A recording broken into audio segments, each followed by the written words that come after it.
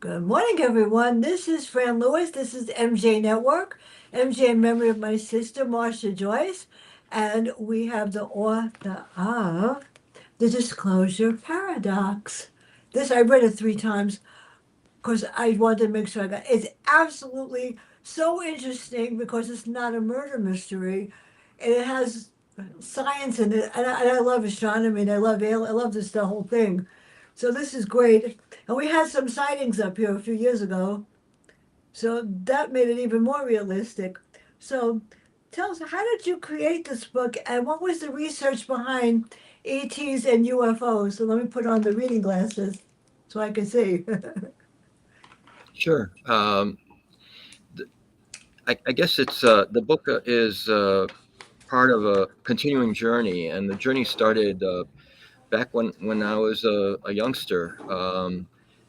I had critical thinking early in my age when I was in Catholic school, and so that kind of was the foundation for my beliefs. I instead of following the Catholic faith, I searched for other things, and that was science fiction, space travel. At that time, the Mercury, the Gemini programs, the Uh-huh. Apollo programs, they were all in for everyone to see, especially like sometimes Saturday mornings. Instead of watching Saturday morning cartoons, I would watch the launches and, just stayed glued to what the science journalists would be saying.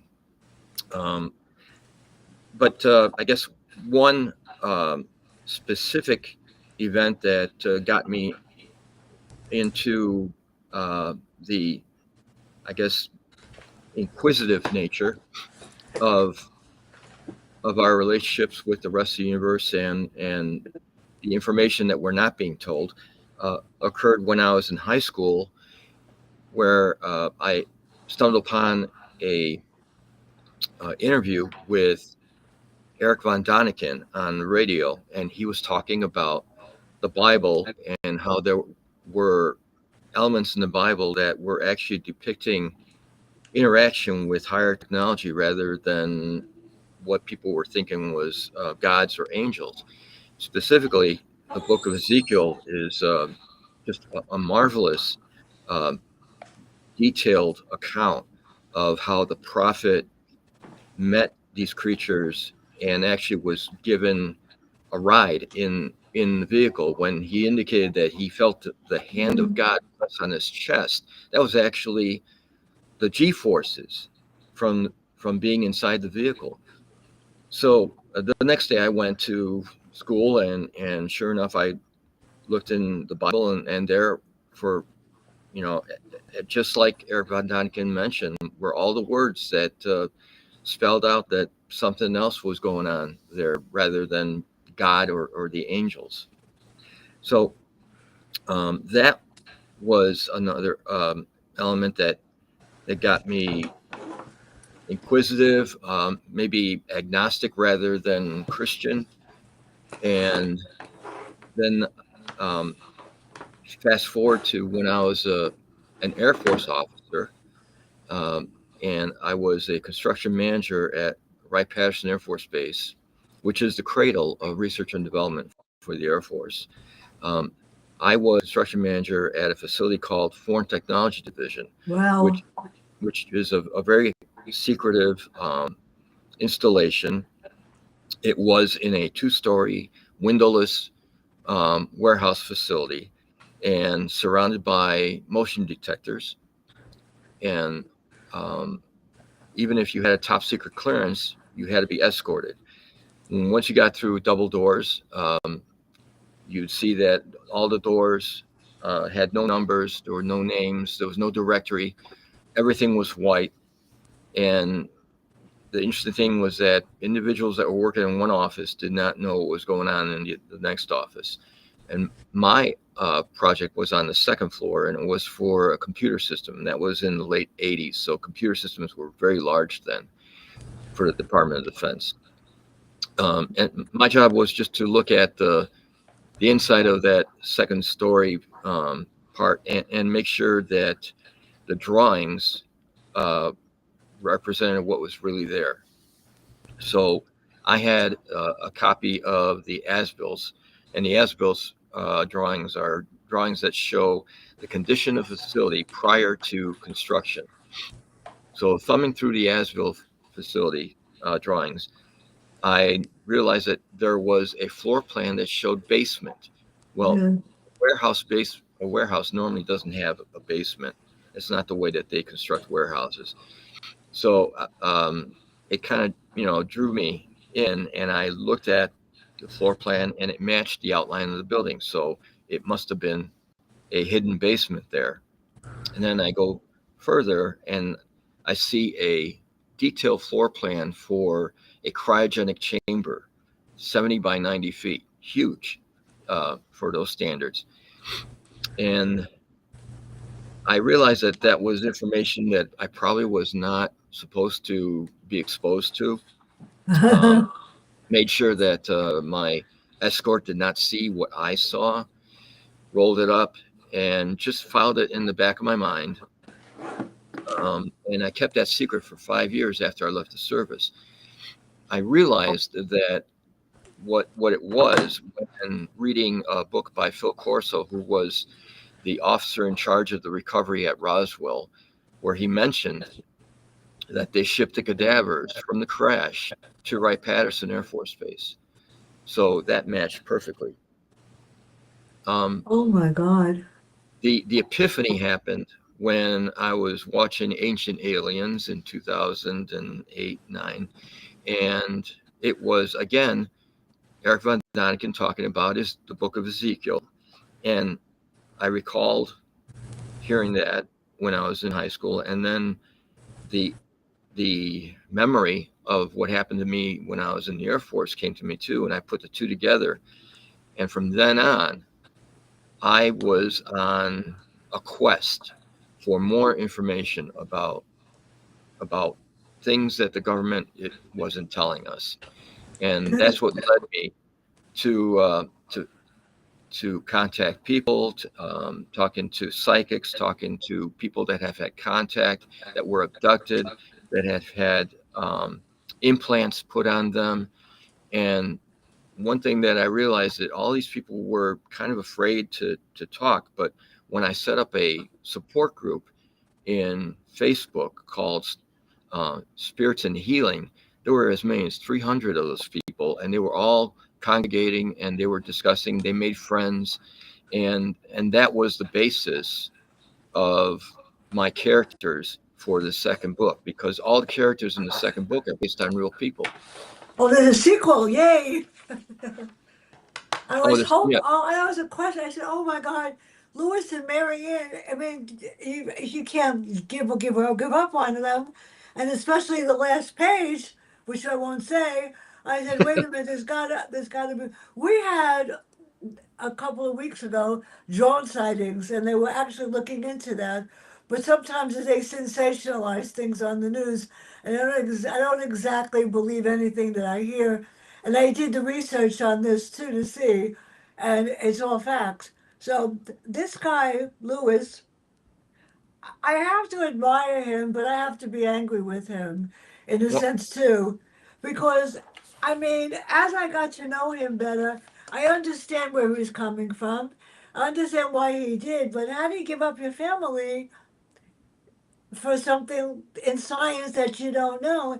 And I felt sorry not so much for his wife, but for his kids, because they admired him and they felt that they wanted to know more. So he goes to these places and he sees the sightings, and why does anybody want to threaten him? I like him though, I gotta admit. I mean, I felt bad for him the first time he presented. I go like, because when you present something you need to have the proof, and I guess sometimes paperwork doesn't matter. correct. Yeah, so that's kind of, why would anybody threaten him? Why would they think that he was crazy or something? Because people don't want to believe in aliens.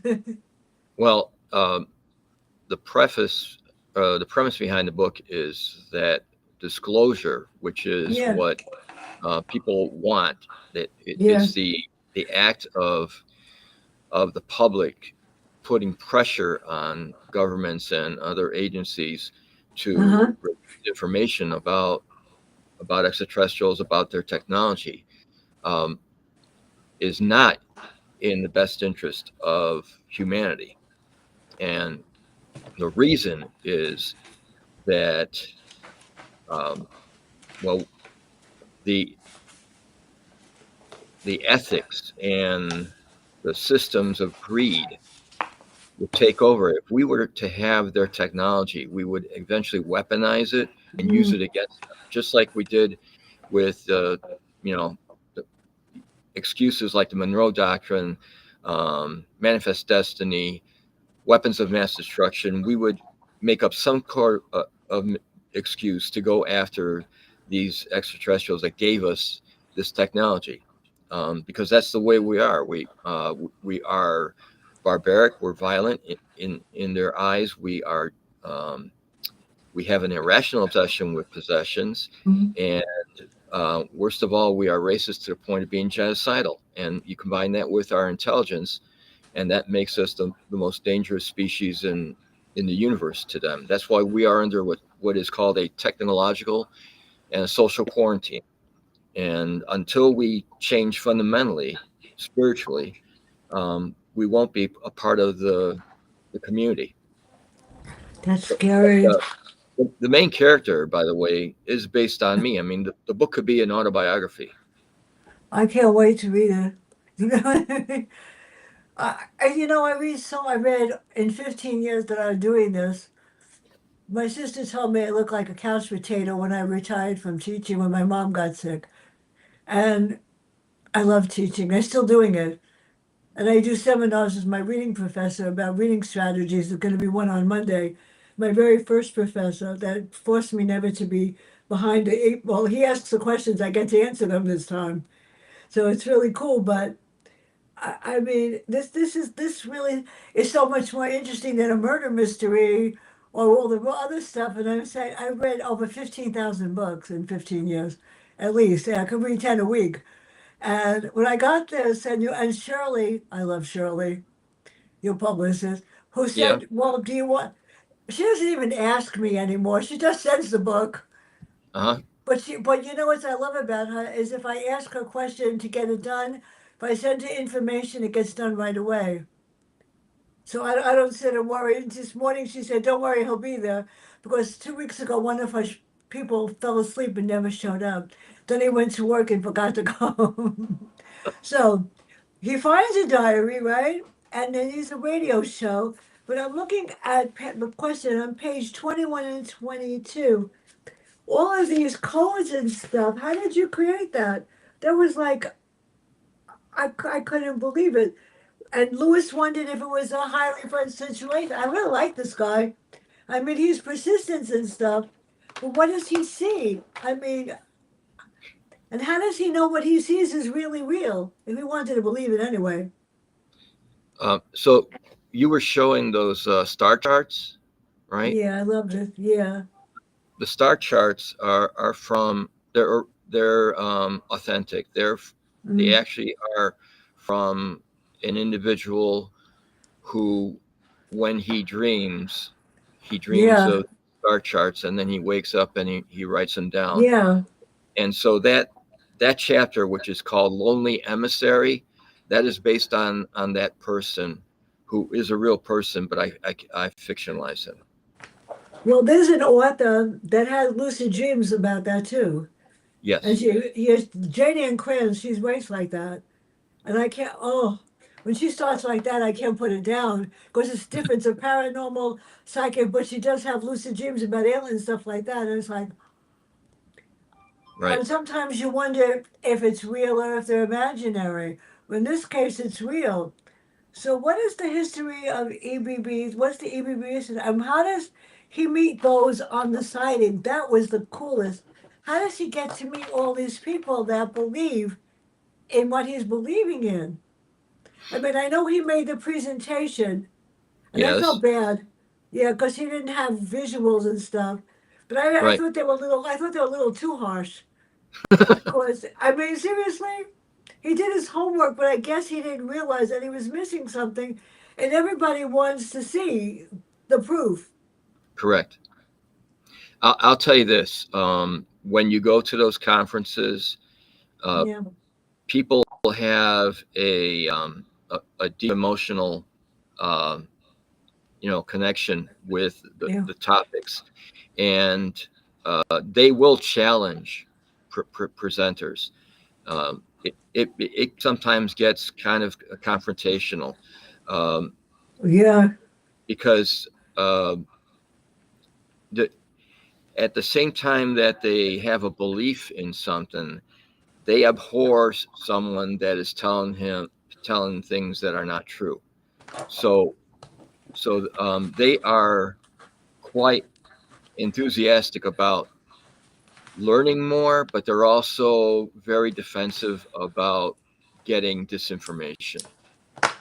That's true. Sometimes the scary part is sometimes they believe what they want to believe and it's not true. Right? That's dangerous too, right? And sometimes that this is what I saw, and when they get disbelieved or disagreed, they get upset too. So I Right. guess maybe if they videotaped whatever, they might believe it. But then you can always falsify a videotape also. Oh, absolutely. I'm getting better at this. Yeah.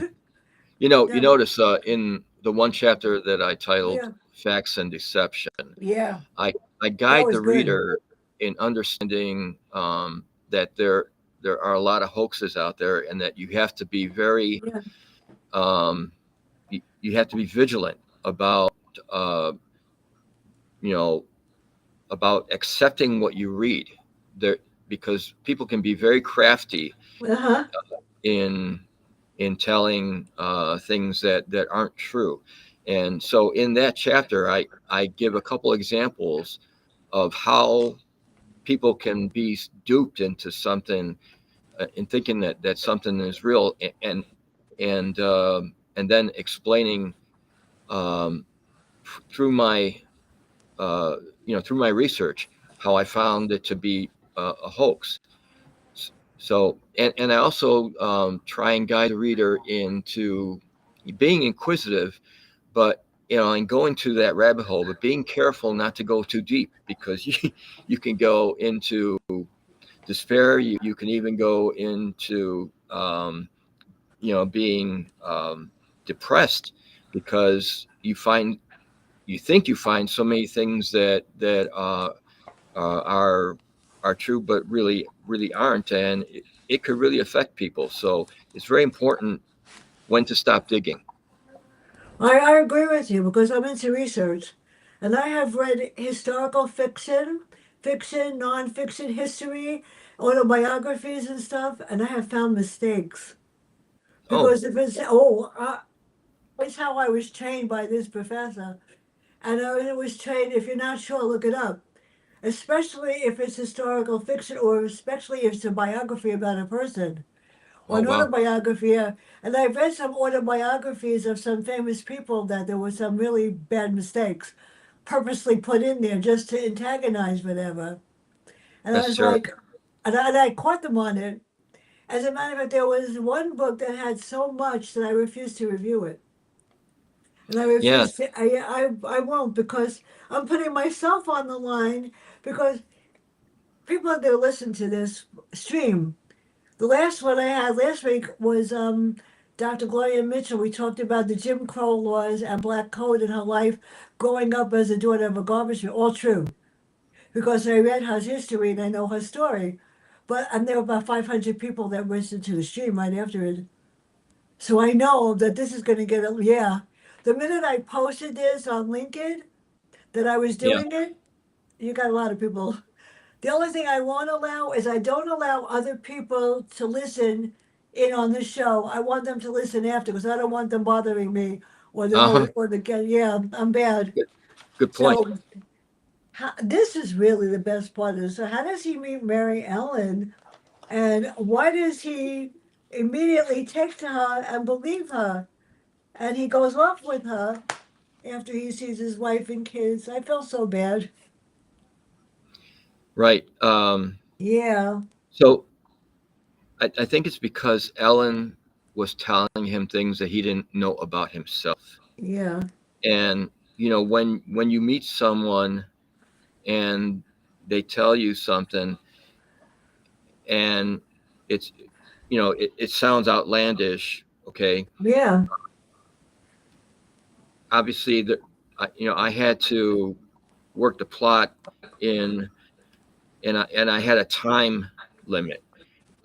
But for me, for example, when I met someone, they told something about myself, I had time to think about it, and then I had time to actually have something happen to me that Uh-huh. this woman described, and then I realized that this woman was telling me the truth.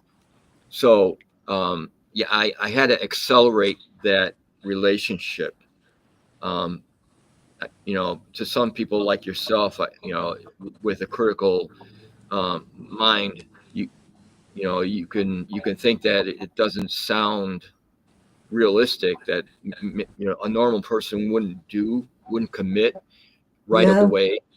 But um but see, he was placed in a position where he had nothing to lose because of the threats that he you know was given. And at the same time, he's off by himself. He doesn't have his wife and kids anymore. And this woman appeared to be benevolent and appeared to know a lot about him. And actually, after he was um, he was accosted in the restroom, and she told him a little bit more, that really made him convinced that he needed to go with her. That's scary. Now, this really got me because I looked it up and I'm saying, she said she had guardians and guides. Who are they? And the only thing I missed when I was reading this is the pictures of the image you created that she saw.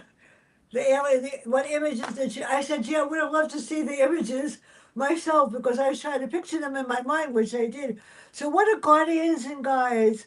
And how did Okay. you create her images that she saw? I was like, whoa, this is so cool. um, Guardians and guides are, I guess, the spirits of the individuals that have passed on, that were dear to us in real life. So it could be your mother, or your father. For me, one of my guides is my father. Every once in a while, he shows up in my dreams.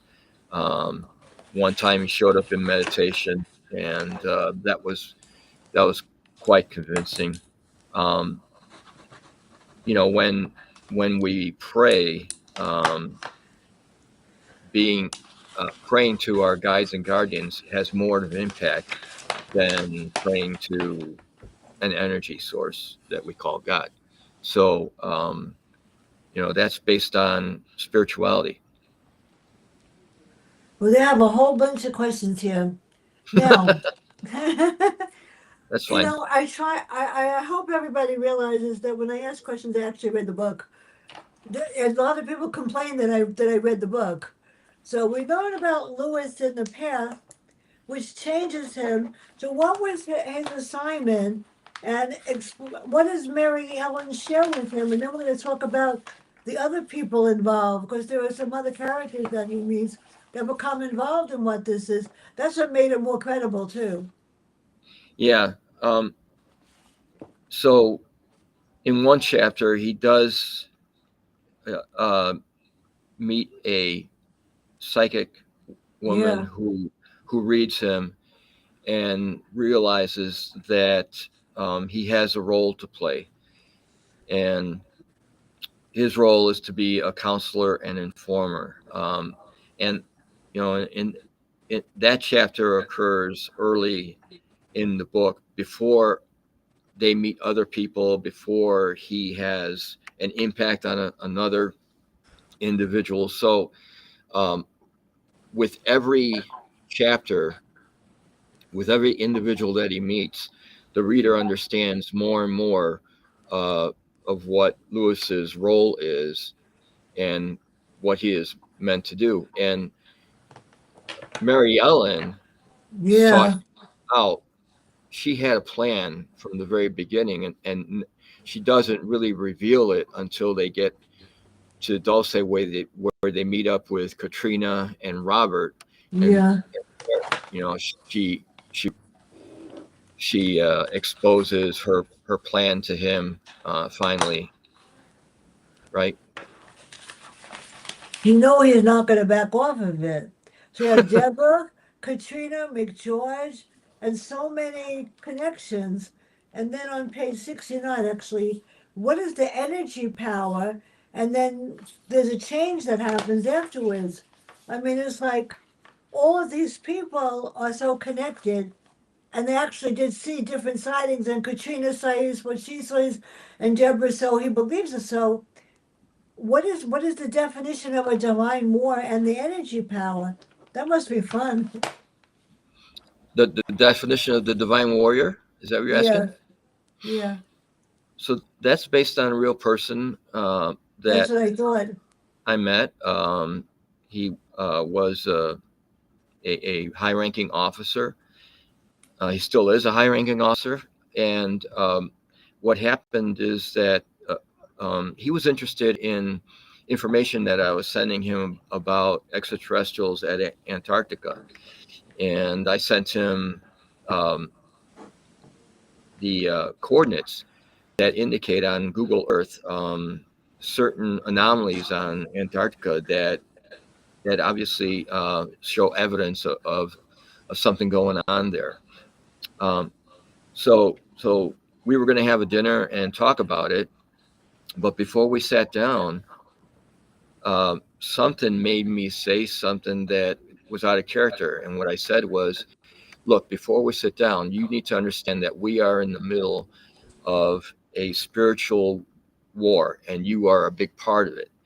And with that, he just opened up to me about everything that happened to me, and that's what I described in that chapter of the Divine Warrior, where he is given Wow. Michael's sword. He is given the vision of what we would call Mary, and himself being on the plains of Armageddon.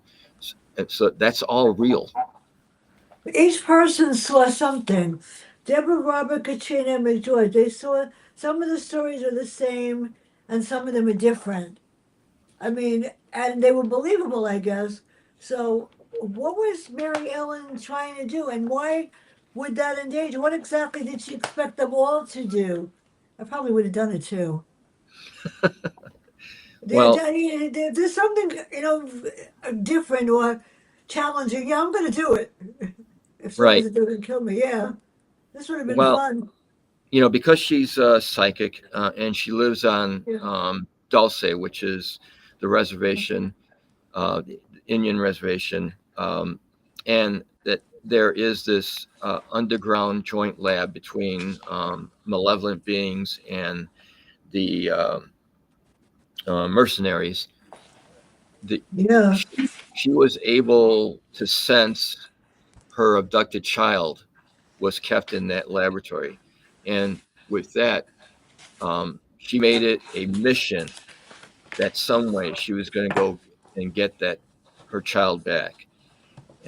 And when she met Mary Ellen, that was one piece that she needed, where Mary Ellen's ability to be able to manipulate energy waves would be able to be used on this assault on this underground laboratory. Whoa.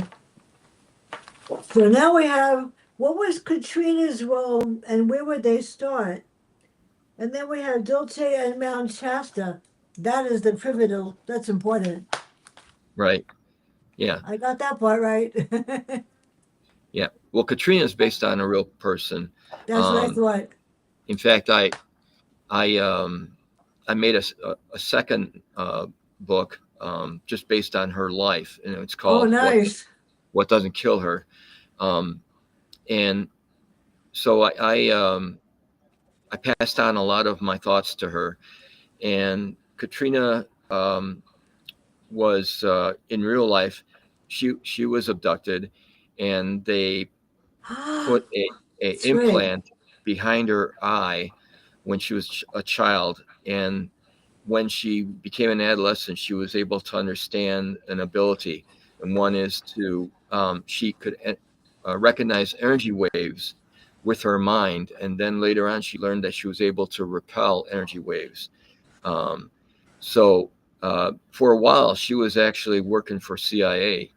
But then when they realized that she had no control over her ability, they wanted to kill her. Um, so this what happens in this book is after that prequel. So that second book is a prequel. That this one, I wrote first, but I wrote the second one as a prequel to explain to the readers her origins and all of the challenges that she went through. Nice. Yeah, Well, I hope I get it. 'Cause I'll be disappointed if I don't. that will come out in June of 2026. I have to wait that long. This is the last second person that said the same thing. There aren't too many books that I really want to read sequels of. It's very real that I'll say, could I make sure I get it? Because I really sometimes don't care. And then there are some books, whatever. So on Thursday, this should be extremely interesting. The title of the book is Love Will Call COVID, and that's all I'll say about that. On the fifth, yeah, it's 5 chapters of pure dialogue that's very descriptive of too much. Hmm. On the fifth is my reading professor. We're going to talk about phonics, phonemes, prior knowledge, and predicting outcome, and that's my field. On the 8th, the City of Magicians. On the 12th, Saving Casey. And on the 14th, New York Times author Brian Silverman with Rebreak of Freedom Drop. And that's all the way that brought Springs all the way to the end of June. And I Wow. just booked one for August. I've never been so popular. So Deborah meets the airman. What happens? And then what? How does Robert describe Robert's role in Oz and Shock? That was an interesting chapter. Oh, shocks and awe. Yeah. Yeah. So Robert is based on a lot of veterans that I know. So I kind of combined all of their stories into this one man. And um, I also, um, I kind of bring out the issue of PTSD, the issue of government not supporting its veterans after the wars. And Robert is a result of that. Fortunately, he meets up with Katrina, and she helps him out. But he's a former ranger with experience in Iraq and Afghanistan, and as Katrina's love interest, Mm. he meets up with Mary Ellen and Lewis and Deborah, and a- as a part of you know originally they didn't want to be helping Lewis and Mary Ellen because Katrina, um, she even though she has these abilities, it gets her closer to death. So there's a risk in using her abilities, and and Robert and Katrina advised Mary Ellen that. But then when they go to bed, they both have the same nightmare about seeing what's Ooh, going on in Dulce, and they realize that they need to help out Katrina or Mary Ellen and Lewis, and so Robert, with his military background, helps Mary Ellen and Lewis devise a plan to go and get these children. that's scary. So in chapter 15, some people get saved, some get captured, but this term fascinated me. What is a friendly darkness? Oh, the friendly darkness. Oh, Yeah. I couldn't put that down and go like, wait a minute, we could use a little friendly something here. But what is the difference between a regular darkness and a friendly darkness? There's So definitely a definite definition. Mary Ellen has a relationship with an advanced race called the Arturians. They kind of act as a militant arm of the universe for benevolence, but they can't they can't act on their own because that would be a violation of a universal law. So they they work through humans, and the group winds up on Edwards Air Force Base, and they need to escape. Um, and she summons these Arcturians, and they cause a blackout throughout the base, which allows the team to escape. That's scary.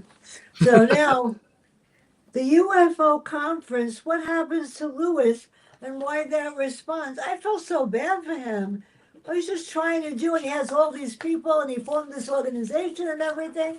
And yet, the people that don't like him aren't there. People that are just like, why would they want to hurt him? Yeah, I kind of present Lewis. Um, Yeah, I that like him. that that event, that incident allowed Yeah, me to present Lewis's fallibilities to the reader. That yeah. he's fragile. He lacks some self esteem, um, and it's very easy to damage him. So in the book, all of the men are flawed, and all the women are the heroes, and that's intentional. That makes it even better. Because we always come out there on the left wrong end of the stick. So we have the shops that were called out to assist the plan, and then we have the mind group. So what role do they play in the mind group? What happens what happens there with the mind Where group? at the Yeah, Mind Group? the mind group. That's one of the Um, questions I have. which Let's go. chapter is that? Let's go back to who is Tara and why is she afraid and why does she explain the memory of the memory blocker? I think some people would like to have one of those.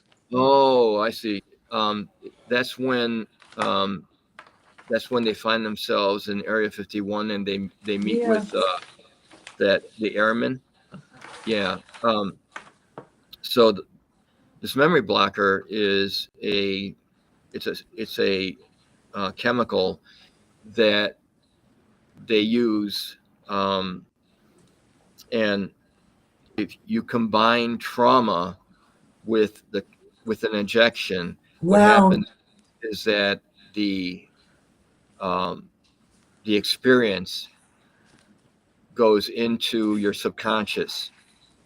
It doesn't become a memory. So when they want people to not remember what is going on, they apply trauma, and then they inject the person, and that way the experience goes into your subconscious. that's scary. So what happens in the lab that she met with Mary Ellen, and then we have tell us Tara, who's Trevor, and how does it all come together? But first, how did you create all of these charts? Well, Just like as I that. mentioned, those charts are I love authentic. those charts.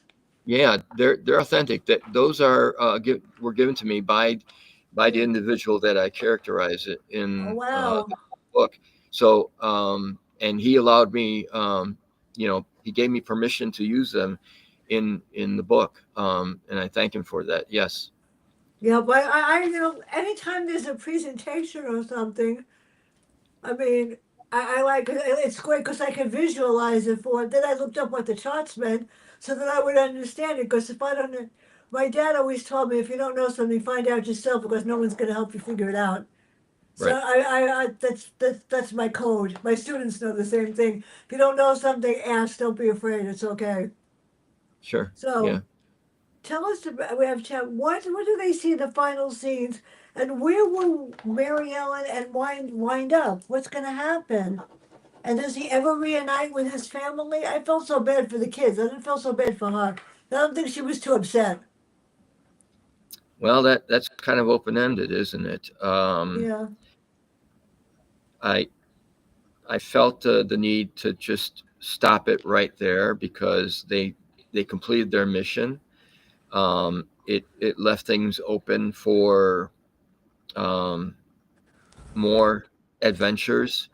Yeah. Um, and if you notice, there are a lot of open questions like what Yeah. happened what happens to Deborah's son, what happened to Mary Ellen's son who was rescued, and um, those are two main things that I have as ammunition for sequels, if you will.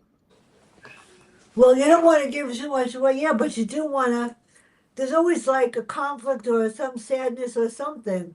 Well, I could So tell you this: yeah, um, yeah, I've written a sequel, okay, yeah. and That's what I the want to sequel know. will come out in October. Um, the sequel is called Salvation, Oh, and it goes nice.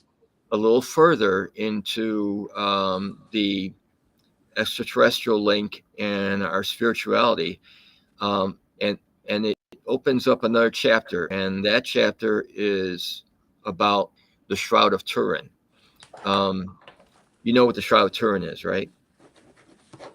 So how would have what would happen? How would you suggest? This is one of my questions. How would you suggest that people get into this if they really want to know about extraterrestrials, aliens, and stuff like this, and this type of science? Where would they look? And I Um, know I would that. I would start to go back into the past episodes of Ancient Aliens for one thing. Uh, my Um, husband watches that every day. yeah. Yeah, Um, he questions it though. He's not sure how much is true and how much isn't. I love it. I love the sightings. And when they yeah, actually find something, it's great. there are some concepts presented that I think Yeah, are just hypothesis rather than fact, yeah, um, but they're plausible. Uh, Not everything is because of aliens, yeah. um, but they kind of present it that way. The other thing is just reading books by different people. Whitley Strieber has written a book called Communion, which is really good. And Richard Dolan just wrote a book about underwater UFOs, and and then of course the book about uh, Rendlesham Forest, which I have a description of that in an earlier chapter that I present one of the things that Lewis presents about, um, which was written by Jim Peniston, who is a friend of mine and who allowed me to write the passages that came from his book. Um, that's that's also very it's a thick book. It's written like a lawyer would write it, but it's all factual. You're lucky because I've asked for different people to help me because I read horror, and I asked them to help me with two stories, and they're not. I said, "Could you send me the book? Because I don't buy books, you know that." I said, "Would you send me the book in print so I could review it and get some information?" It's like ask my publicist, and sometimes they'll send them to me, and sometimes they won't. And it's like stuff like that. You have to know the person. And I Yeah. work for Norm Goldman for Book Pleasures, and there was a really interesting book, and he wouldn't send me print the author to review because I can't read PDF because I get eye strain. Friday, I woke up with severe eye strain. I read three books in one day, over Wow. 1,500 Yeah. Okay. Christy Brinkley's new book, Uptown Girl, is really quite interesting. Anthony Horowitz's book, A Book Within a Book in History, is really interesting. Oh, And then I love Tony Horowitz. I read his book, yeah, Spying on the South. That was really well done. I think, and the best one I read this week was the story of Nikola Tesla, Tesla's cottage. She lives Oh, in the cottage, the lady. So it's not about the stuff that's going on in the news. It's the real Tesla's cottage. And okay. I read that's another 500 pages I read in 2 hours. It's like, yeah, that's why. So, what's going to happen when Lewis and Mary Ellen go? What would happen at the next presentation? Is he going to get a good reception or is he going to have a problem? I mean, it was too perfect. The book is too perfect. I don't believe it.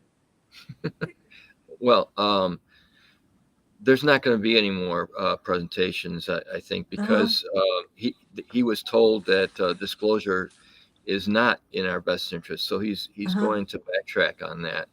Um, and uh, I, you know, the as a counselor and informer, he's going to probably put together a blog and start to explain the link of the extraterrestrial phenomenon to our spirituality and why that's important to know. I can see people joining that. I can see a lot of people joining that.